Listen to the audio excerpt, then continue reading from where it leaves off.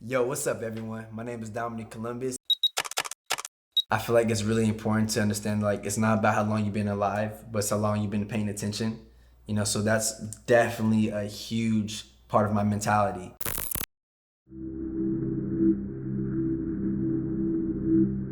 Vernacular Vision brings you in Broad Day magazine.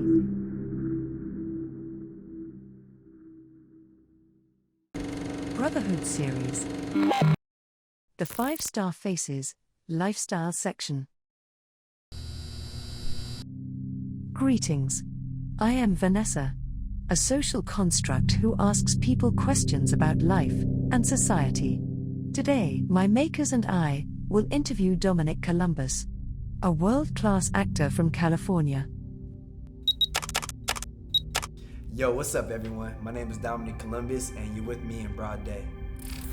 What has your lifestyle as a high-profile creative done for you, in terms of self-empowerment? To be honest, I feel like it helps me to seek to understand before I'm understood. I'm a huge fan of understanding why people operate the way they do, and how to showcase people's abilities and their talents and their minds.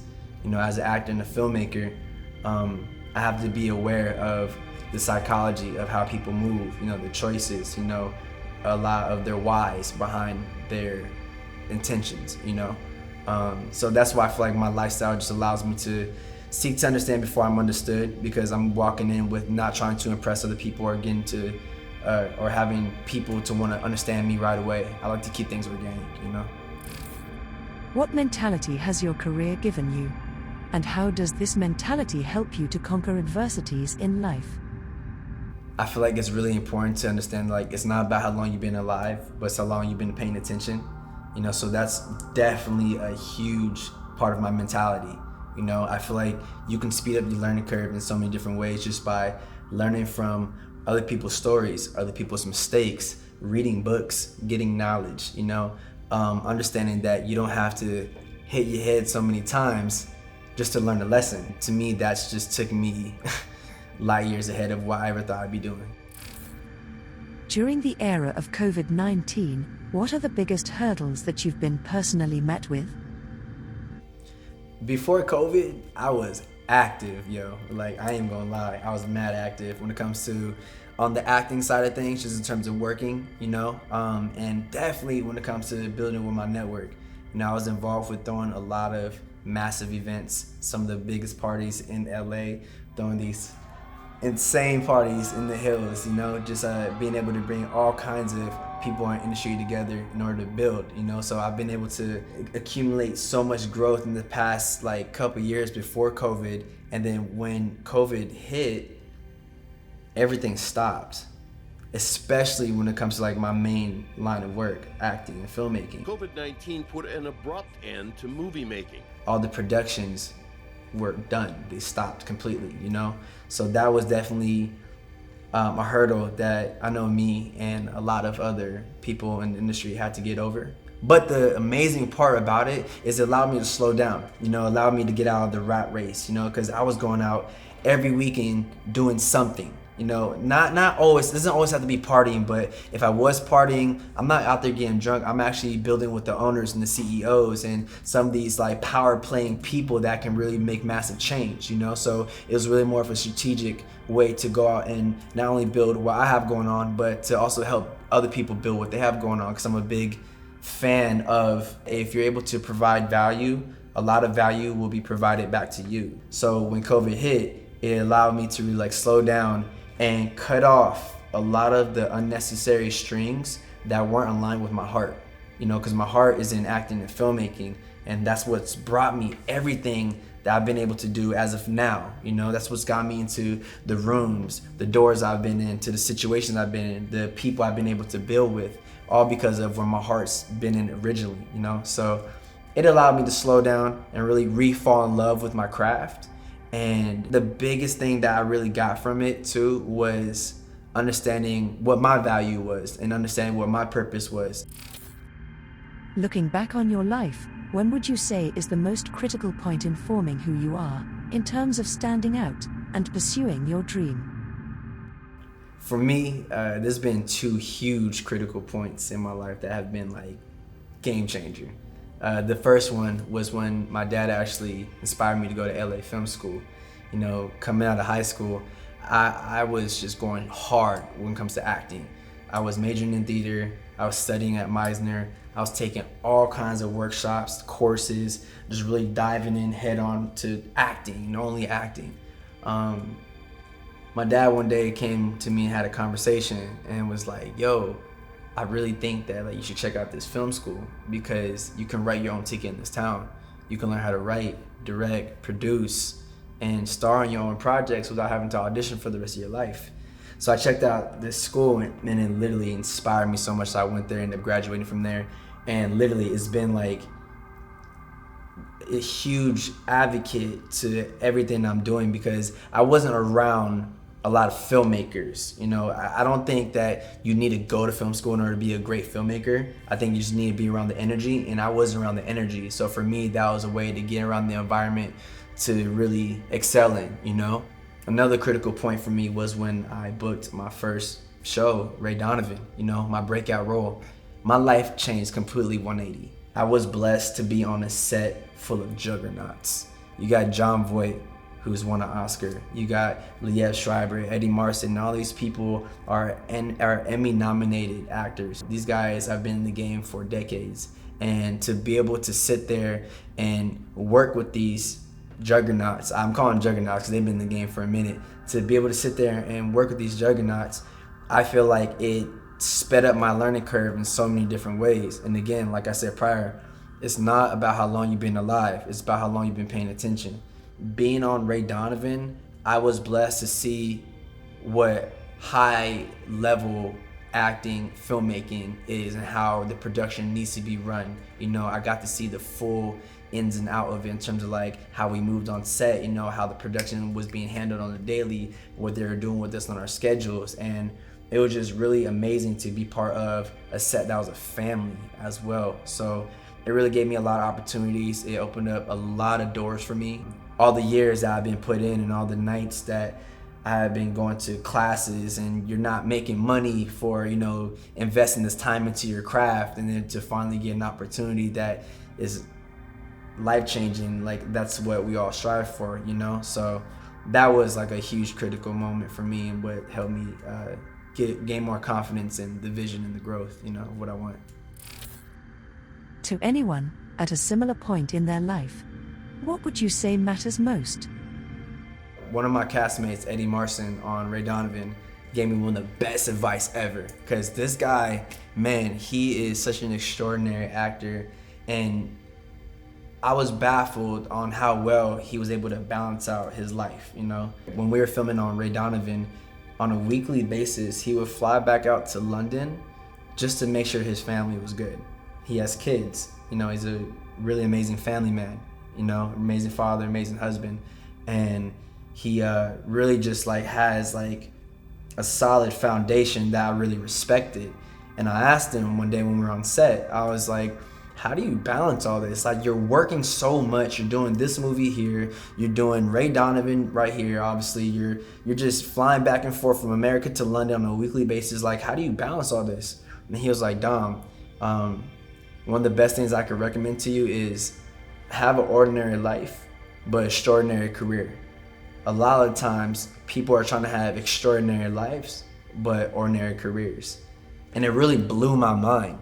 I was like, man, so many people are so into going now or trying to be part of the best stuff, or, you know, just show that they're living this like lavish lifestyle or having like this amazing life, but their careers are ordinary.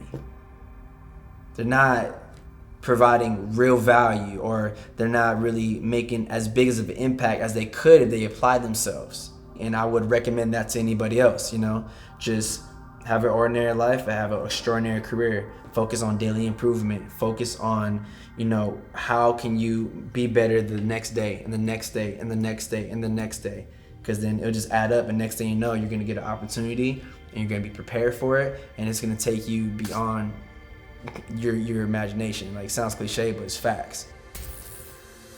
We are living through a major turning point in history. Some people are looking forward to the future, while others are more nostalgic, based on their sense of style or character. If you were forced to choose between being the first to comfortably live on Mars, or living your life as any celebrity on the Hollywood Walk of Fame, deceased or living, which would you choose? This is such an interesting one. To be real, I definitely would probably live on Mars. Only because I want to leave my own legacy. I feel like if I were to relive somebody else's life, but my way, then I feel like everything they contributed wouldn't have happened. You get what I'm saying? It's like, if I take over any person that I can pick, you know, and I'm able to make all my own choices, then like everything that they did, all the impact they made, it wouldn't have happened, and those things inspire me, you know? So I'd rather take the risk and be the first person on Mars, especially if everything's set up, especially if they got cities, buildings, and everything's ready to go, and it's just all about like creating new. I'd rather be known as, you know, the first person on Mars. What is one thing you've always wanted to try? Damn, this is tough, bro. Hold on, I'm trying to think. That's one thing I always wanted to try. Cause you know why? The reason I'm stuck is because this past year I've been doing so much. Like everything that I've like been wanting to do, I've been doing. Well, damn. Must be nice, Dominic. Okay, wait, no. Actually, no. You know that sick ass swimming pool in Dubai? It's like has like this like whole like city underwater, and you go like scuba diving in it. Like that looks lit, bro. I definitely want to go there. Finally, I knew there was something. I want to try. If you could live forever, what is one thing you would love to be able to see?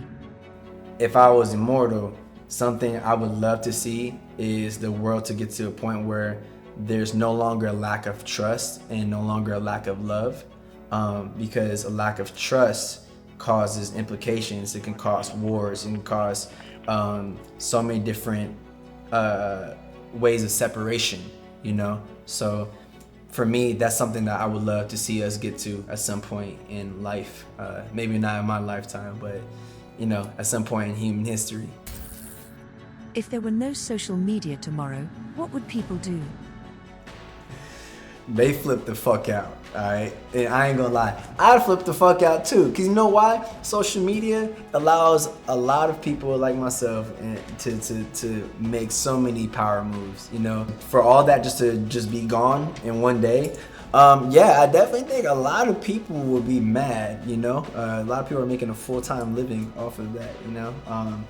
And I guess we would have to go back to the old school, saving everybody's numbers and knowing their numbers now, you know? Do you think that technology will eventually override faith? If not, explain why. But if so, how do you think it will happen? I'm gonna say no, because it's a tool. And if you utilize the tool right, it can actually empower your faith in a lot of different ways. Now, for example, right?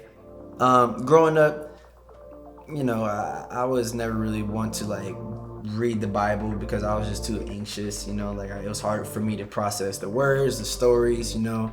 But being at a point in time now, whenever I want to listen to podcasts or whenever I want to listen to sermons, you know, it makes it really easy for me to do so and allows me to connect with my faith in different ways because there's no outside energies that are impacting me on how I should feel or what I should think. It's allowing me to connect with my source, and we all know what that is if you're able to connect with it, you know what I'm saying? Now, I also do believe it's a matter of like, what are you connected to? That's my perspective about it. Not saying it's the 100% right answer, but in my opinion, like when you have strong faith, a tool shouldn't override that. You know, you need to learn how to utilize that tool to empower your faith and how you feel, and to utilize it in a healthy way to, you know, execute your vision or whatever it is you're trying to understand. When you feel like quitting, What pushes you? To me is, okay, actually perfect example. One of my favorite animes is Dragon Ball Super. I'm a huge fan of the Saiyans and the Super Saiyan mindset. You know, don't ever get comfortable. I think it's okay to be content, but never comfortable. So even when you feel like you're getting to like such like a low point, or you're getting to like a breaking point, I should say, right? Just know that when you're at that, that's a huge time for transformation and growth to happen. I have this tattoo of the universe on my arm that reminds me that we have infinite energy. Humans are actually made as the same atoms as stars, you know, so we have like the same energy. You know, there's been times where I felt really cornered in my life and I felt a lot of pressure, you know, in different ways. But in those moments, it felt good to remind myself that like, if I just keep going, if I don't stop, that pressure makes diamonds.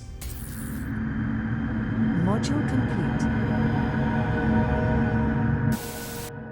Hey, what's up everybody? My name is Dominique Columbus and you're just with me in broad day.